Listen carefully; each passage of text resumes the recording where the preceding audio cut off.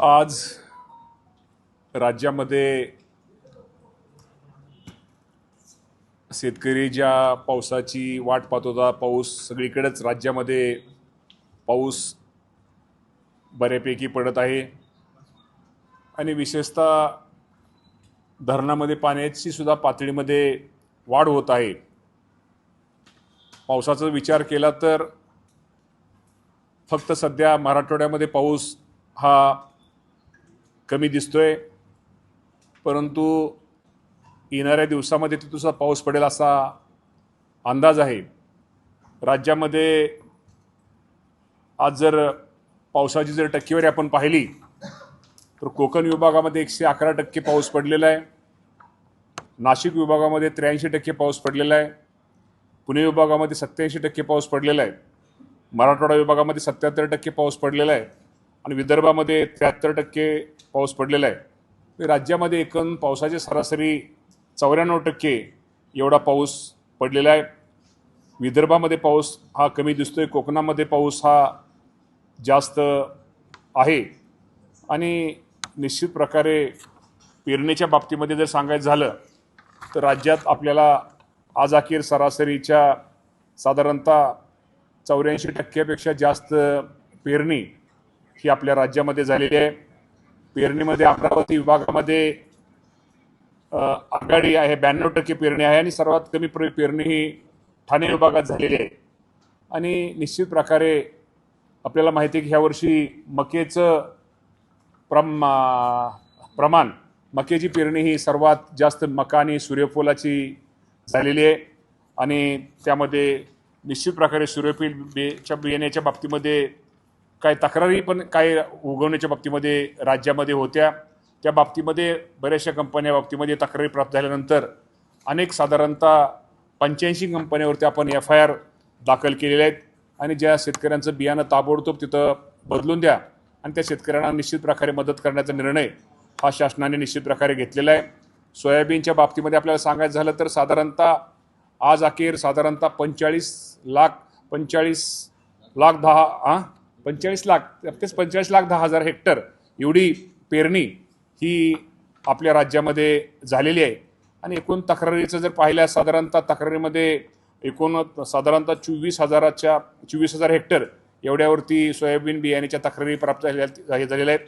त्या बाबतीमध्ये आमचे सगळेच कृषी अधिकारी, खालचा आमचा सगळा कृषी स्टाफ हा फील्डवर आम्ही सर्वांनी कालच सरकोड काढलेला आहे आणि शेतकऱ्यांना जिथे जिथं मदत करता येईल, जिथे शेतकऱ्याला सहकार्य करता येईल तो करण्याचा प्रयत्न आम्ही निश्चित प्रकारे घेतलेला आहे। खताच्या बाबतीमध्ये सुद्धा आज अखेर आपल्याला माहिती आहे की खत हे राज्यामध्ये खताचा साठा हा आपल्याला जे आपली मागणी त्याप्रमाणे उपलब्ध आहे। आज अखेर त्यापैकी आज अखेर जर शिल्लक पाहिला तर युरियाचा साठा आपल्याकडं शिल्लक आहे। DAP, MOP संयुक्त खते हे सांगायचं तात्पर्य की खताच्या बाबतीमध्ये शेतकऱ्यांनी कुठेही घाबरण्याचं कारण नाही। आज आपल्याला पुरेशा प्रमाणामध्ये खताचा साठा पण आपल्याकडे व्यवस्थित आहे। त्यामुळे निश्चित प्रकारे यावर्षी तो अजूनही आपण पावसाची अपेक्षा काही ठिकाणी करतोय आणि पाऊस जास्त कमी प्रमाणामध्ये काही ठिकाणी झालेला आहे, परंतु निश्चित प्रकारे सर्वत्र पाऊस होईल असा आपल्याला आपला अंदाज आहे। आणि आपल्याला माहिती आहे की कृषी विभागाच्या वतीनं निश्चित प्रकारे शेतकऱ्यांना जेवढं काही सहकार्य किंवा जी काही मदत, जे मार्गदर्शन करणं गरजेचं आहे ते करण्याचा प्रयत्न आमचा कृषी विभाग हा निश्चित प्रकारे करतोय। आणि खरं तर आपल्या सगळ्यांना माहिती आहे की आपल्याला ज्या पुण्यश्लोक अहिल्यादेवी होळकरांच्या नावाने जी कर्जमाफी योजना आपण सगळ्या शासनाने आपल्याला जाहीर केली होती आणि साधारणतः आज तुम्हाला माहिती आहे की 16,96,000 खात्यांना आपण त्याची यादी ही आपल्याकडं लागलेली आहे आणि त्यांना आपण विशिष्ट क्रमांक पण आपण दिलेला आहे।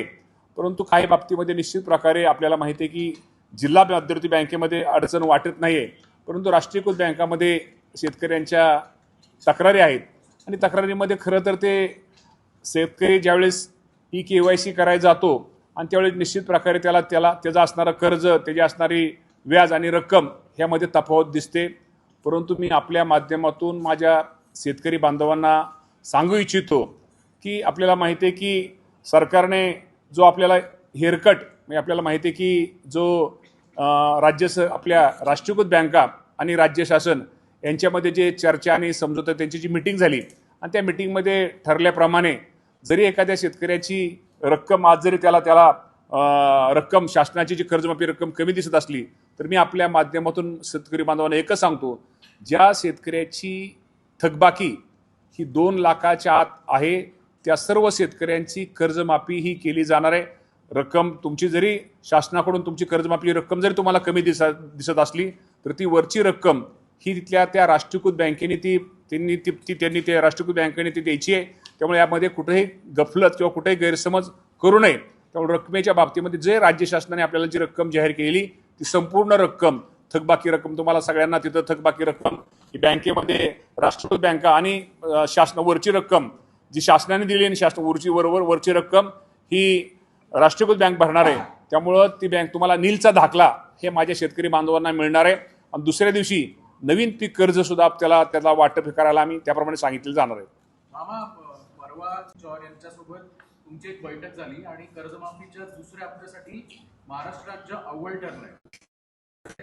कर्जमाफीच्या नाही ते आपल्या कृषी विकास आर्किवायचे त्या बाबतीमध्ये महाराष्ट्र शासनाने चांगलं काम केल्याबद्दल कृषी मंत्र्यांनी देशाच्या कृषी मंत्र्यांनी महाराष्ट्राच्या आपल्या कृषी विभागाचं म्हणजे मंत्र्यासकट त्यांचं अभिनंदन केलेलं आहे.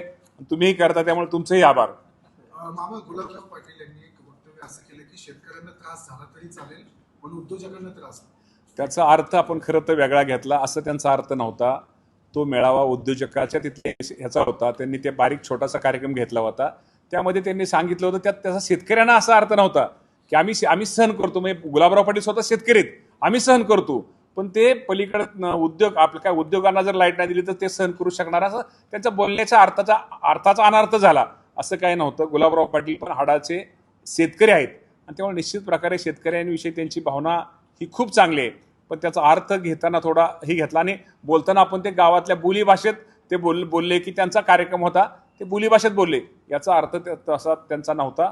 त्यांचं शेतकऱ्यांविषयी प्रेम आहेच. उलट शेतकऱ्यांना वीज मिळावी, कर्ज माफी मिळावी, शेतकऱ्यांच्या प्रश्नाविषयी आम्ही ज्यावेळेस कॅबिनेट मिटिंगमध्ये पाहतो तर शेतकऱ्यांविषयी त्यांना अत्यंत एक जिव्हाळा असतो आणि त्यांची मांडणी ही शेतकऱ्यांविषयीच असते.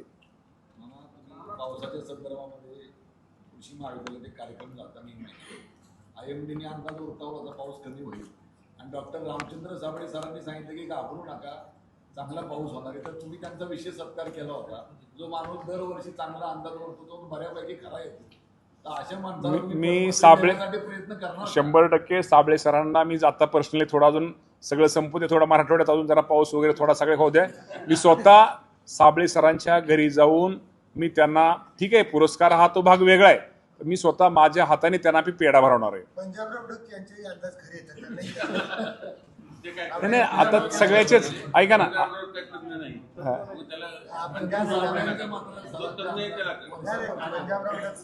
ठीक आहे, आपल्याला ऐका ना, तज्ञ असू द्या, हवामान विभाग, आपल्या शेतीत पाऊस पडला पाहिजे, माझा शेतकरी सुखी झाला पाहिजे, हा आपला महत्वाचा विषय.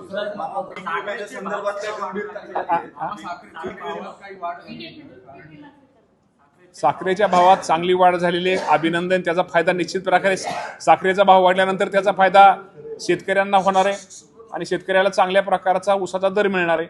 अभिनंदन आहे, केंद्र सरकारचे चांगले धोरण चाललेले.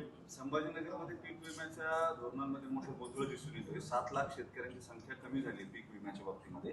पीक विमा भरलेले नाही आहेत शेतकऱ्यांचे. याचं नेमकं कारण काय आणि धोरणांमध्ये काय लॅक्यून आहे ज्यामुळे इतक्या मोठ्या प्रमाणावर कमी झाली? असं धोरणामध्ये वगैरे बदल नाही. गेल्या वर्षीचं जे पीक धोरण होतं, मला वाटतं पीक विमा धोरण होतं, तेच धोरण ह्या वर्षी पण आपण तेच घेतलेलं आहे. यामध्ये पीक कापणी प्रयोगावरच घेतलेलं आहे. पूर्वी आता ते ट्रिगर जादा होते. ट्रिगर जादा असताना किती अडचणी आल्या, काय झालं, 1 रुपयात तुम्हाला सर्वांना माहिती आहे. त्यामुळे हे अडचणी येऊ नये, ह्या परत शेतकऱ्यांना कुठं पीक विमा सुटसुटीत असावं यासाठी नवीन योजना म्हणजे योजना गेल्या वर्षी 2 वर्षापासून चालू आहे. मला वाटतं कैलासवासी अजितदादा पवार साहेब, देवेंद्र फडणवीस साहेबांनी केलेले. ठीक आहे, त्यामध्ये काय शेतकऱ्याला अडचणी असतील तर निश्चित प्रकारे त्या अडचणी दूर करून त्या बाबतीमध्ये शेतकऱ्यांना मदतच केली जाईल.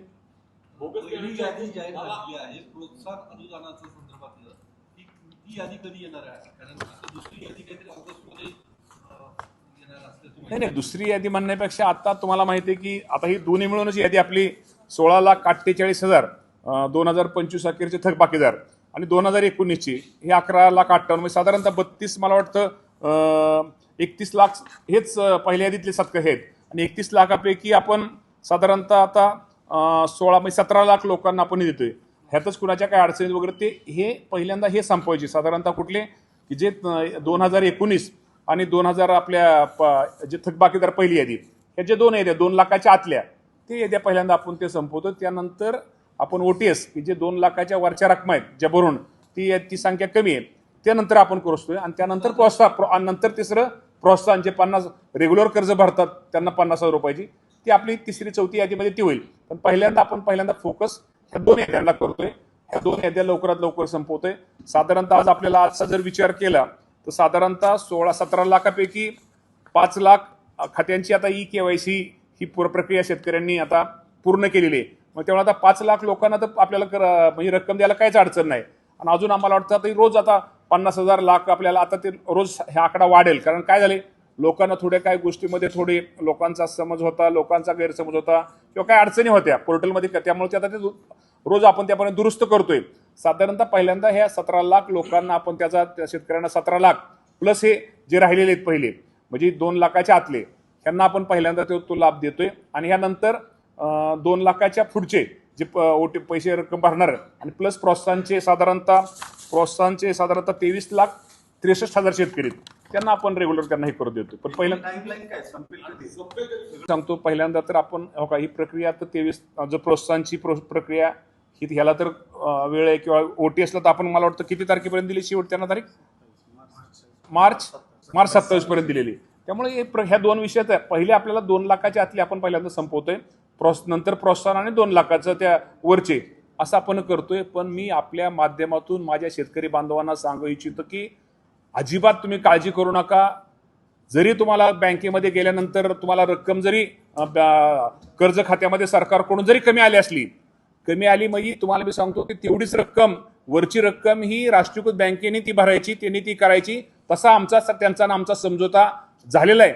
असं जर कुठली राष्ट्रीयकृत बँक जर आपल्याला चुकीचं कोण सांगत असेल ताबडतोब त्याच्यावरती निश्चित प्रकारे सरकार म्हणून आम्ही 100% त्यांच्यावरती लगेच ताबडतोब त्यांच्यावरती काय हे करू. असं कुठलाही गैरसमज तुम्हाला जेवढी रक्कम सरकारने तुमच्या खात्यावर कळवली तुमची संपूर्ण 2 लाखाच्या आतली ही कर्जमाफी ही रक्कम तुमची माफी होणार आहे आणि तुम्हाला नीलचा दाखला मिळणार आहे. अक्कलकोटची जी शेती आहे ना ती आता संपत यायला लागले कारण सौर ऊर्जेच्या प्रमाणात वाढायला लागले. इथे शेत जमीन आहे ती आता संपण्याच्या मार्गावरती आहे. पीक भविष्यात कसं येणार तिथले शेतकऱ्यांसाठी जे धान्य आहे ते सुद्धा आता भविष्यात येण्याची शक्यता नाही. शेवटी शेतकऱ्याला कुठलं पीक घ्यायचंय किंवा शेतामध्ये कुठलं सौर ऊर्जाचं त्याला शेतकऱ्याला घेतो. शेवटी शेतकऱ्याला तो अधिकार आहे. आणि शेवटी त्याला जर त्याला नाही कायदा वगैरे असं कायदा करण्यापेक्षा शेवटी शेतकऱ्याला अधिकार आहे. त्याला जर वाटलं की समजा एखादा शेतकरी काही शेतकरी पुण्यामध्ये असतात तुमचं म्हणणं अक्कलकोटला त्यांची जमीन असते किंवा त्यांना वाटलं शेतीपेक्षा मला सौर ऊर्जा मला शेतीपेक्षा ही होतं तर त्यांना तो अधिकार वैयक्तिक तो त्यांचा अधिकार आहे. तो काय आपला अधिकार नाही. आणि या बाबतीमध्ये आम्ही अजूनही सांगतो की शेवटी काही केलं तरी शेतीचं उत्पन्न दिवसेंदिवस भविष्यामध्ये नक्की त्यामध्ये वाढ होणार आहे. शेतकऱ्याला त्याचा फायदा होणार आहे. फक्त शेतकऱ्यांनी काय गोष्टी थोडं आता आपल्याला माहिती आहे की नवीन टेक्नॉलॉजी AI तंत्रज्ञान नवीन आधुनिक ह्याचा वापर जर शेतामध्ये तंत्रज्ञानाचा वापर केला तर शेतीमध्ये उत्पादन वाढणार आहे आणि बाजारपेठ सुद्धा निश्चित प्रकारे चांगल्या प्रकारची कशी त्याला मिळेल हा प्रयत्न आमचा राहणार आहे. 2019 ते 2025 दरम्यानच्या शेतकऱ्यांनी ज्यांनी कर्ज घेतलं त्यांनाही या योजनेचा लाभ मिळणार आहे. तर मागच्या जे कर्जमाफीमध्ये काही शेतकऱ्यांना तांत्रिक अडचणीमुळे त्या योजनेचा लाभ घेता नाही आला पात्र असताना देखील मग अशा काही कधी कुठल्या साल कुठलं मागची जी काही छत्रपती शिवाजी महाराज कर्जमाफी योजना मागच्या सरकारच्या काळात देण्यात आली होती त्या योजनेत अनेक शेतकऱ्यांना काही तांत्रिक अडचणीमुळे त्या योजनेचा लाभ छत्रपती शिवाजी महाराजांच्या नावाची होती. मी तुम्हाला सांगतो की ह्या वर्षी ऐका ना नाही आपण त्याच शेतकऱ्यांना नाही त्या शेतकऱ्यांच्या बाबतीमध्ये मी तुम्हाला सांगतो की ह्या वर्षी आपण 500 कोटीची तरतूद केलेली आहे. आपण साधारणतः ती रक्कम जास्त आहे पण आपण निश्चित प्रकारे मी तुम्हाला सांगतो की त्या योजनेमध्ये जे कोण शेतकरी जे त्यात राहिलेले आहेत त्यांना निश्चित प्रकारे शासन जे शेतकरी त्यामध्ये पात्र आहेत त्यांना ही रक्कम नक्की त्यांची पण कर्जमाफी दिली जाईल. ठीक आहे आता आपण म्हणसाल त्यावेळेस 17 आज साल कुठलं पण ठीक आहे राहिलेलं आहे ते राहिलेलं हे मान्यच. आणि ह्या वर्षी त्या बजेटमध्ये आपल्या ह्याच्यामध्ये त्यासाठी आपण तरतूद पण केलेली आहे. 2017चे शेतकरी जे पात्र शेतकरी लाभापासून वंचित आहेत त्यांना पण निश्चित प्रकारे शासन त्यांचा पण विचार करणार आहे. नाही ह्याचा त्याचा गपलत नाही ते वेगळे हे वेगळे. 85 कंपन्यांवर म्हटलं तुम्ही कारवाई करणार त्याची यादी प्रसिद्ध का करत नाही? आहे ना, यादी केलेलं प्रसिद्ध बऱ्यापैकी यादी केलेत ना. नाही नाव मोठं तुम्हाला सांगतो, मोठं बुस्टर एक मिनिट कंपनी कुठं ते कंपन्याला पाठिंबा द्या, तसं अधिकाऱ्यांचं हे आहे. कृषी आयुक्तालयाकडून ती यादी दडवण्याचा प्रयत्न नाही कुणी दडवत नाही. हो का, सगळे एक मिनिट आता एक तुमच्या ऐका ना, हो का, मी सांगतो ना, तक्रार असल्या प्रमुख कंपन्या बुस्टर प्लांट, प्रसारमाध्यमांशी जेनेटिक बोलतच नाही काय. जेनेटिक प्रायव्हेट लिमिटेड, नाही ह्याच 90-95% ह्याच कंपन्या मोठ्या आहेत, बाकीच्या काय नाहीत. बघा, booster, Ravi hybrid seeds and research, Oswal seeds, Yashoda व पार्स जेनेटिक आणि LLP, ह्याच मोठ्या कंपन्या त्या पण मोठे आहेत बाबा, त्यांचेही द्या ना. ह्या सगळ्या मोठ्या आहेत. नाही, त्या 85 मध्ये जे राहिले नाही सगळे आहेत ना, सगळे आहेत. ह्याच्यावरती 85 FIR दाखल केले म्हणजे ह्यात डबल टिबल ह्याच्यावर सुद्धा असतील ना, FIR दाखल असतील. बाबा, राजकीय प्रश्न आहे. पवारांनी शरद पवारांनी मोदींची भेट घेतली. काल सुनील तटकरेंनी पण मोदींची भेट घेतलेली आहे. काय भेटी दरम्यान काय नेमकी राजकीय बऱ्याचशा चर्चा सुरू आहेत गेल्या काही दिवसांपासून की पवारांची राजकीय हो का, पवार साहेब, मी पाठीमाग काल पण सांगितलं की पवार साहेब हे देशाचे नेते आहेत. त्यांना कुणी भेटू शकतं, त्यांचं मार्गदर्शन कुणीही घेऊ शकतं, त्यांचा सल्ला कुणीही घेऊ शकतं, आणि त्यामुळं त्यांना भेटणं किंवा त्यांनी कुणाला भेटणं यामध्ये राजकीय काय विषय नाही आहे. पवारसाहेब हे देशाचे नेते आहेत. मला वाटलं की कृषी विभागाच्या संबंधित काय आपल्याला सल्ला घ्यायचा आहे तर मी पवारसाहेबांना भेटू शकतो, की केव्हाही कधी भेटू शकतो. याचा अर्थ तो काय राजकीय विषय राहतो. तुमच्या प्रदेशाध्यक्षांनी मोदींची भेट घेतली. 100% प्रदेशाध्यक्ष हे आमचे प्रदेशाध्यक्ष आहेत. मोदी साहेब हे देशाचे नेते आहेत, देशाचे पंतप्रधान आहेत.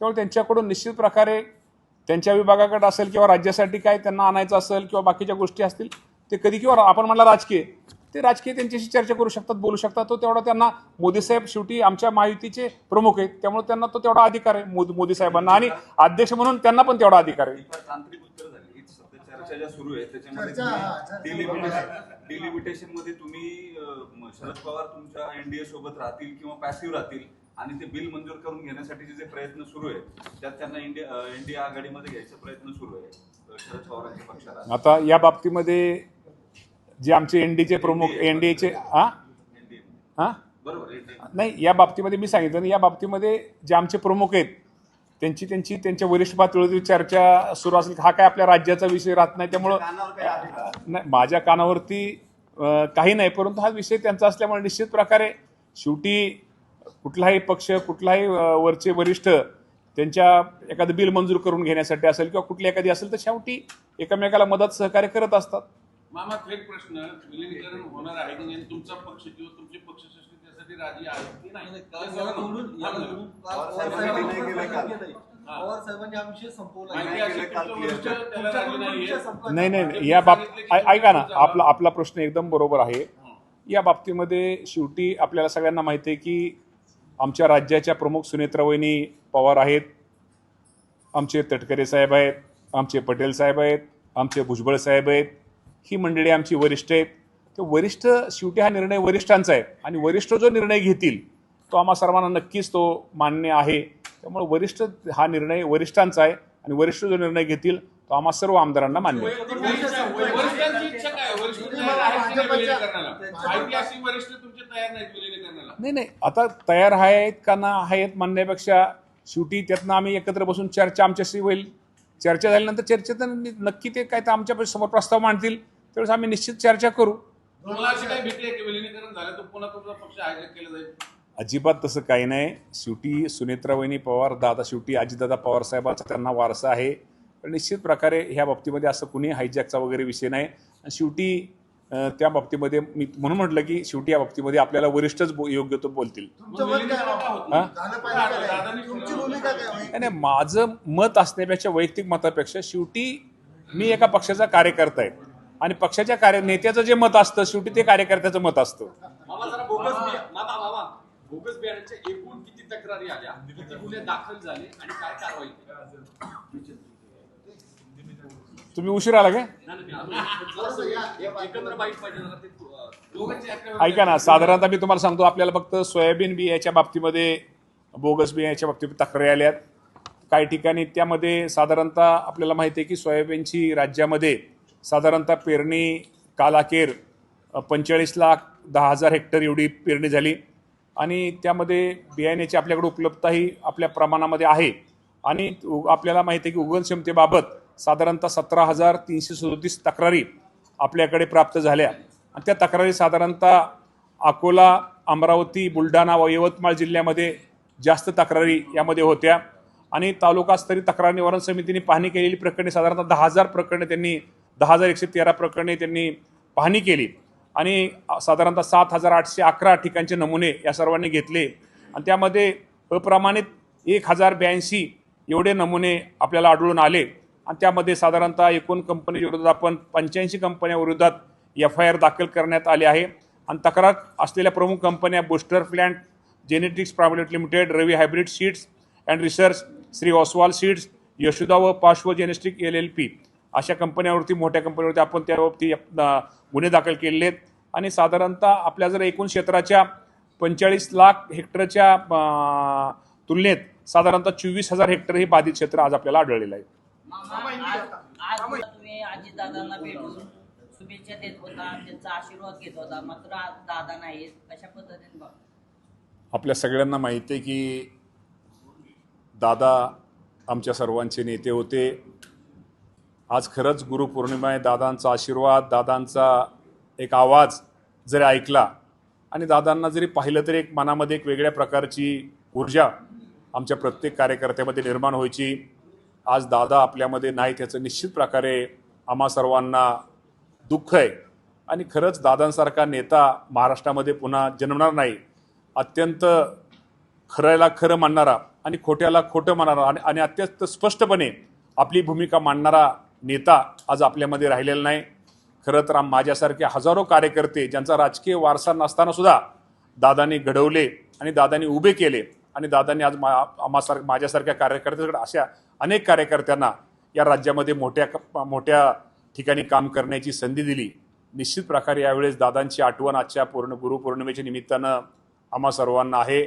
निश्चित प्रकारे दादांचा आशीर्वाद जरी दादा नसले तर शेवटी दादांचा विचार, दादांचा आदर्श, दादांची शिकवण घेऊन आम्ही सगळेजण काम करतोय आणि दादांचा आशीर्वाद निश्चित प्रकारे आम्हा सर्वांना आहे.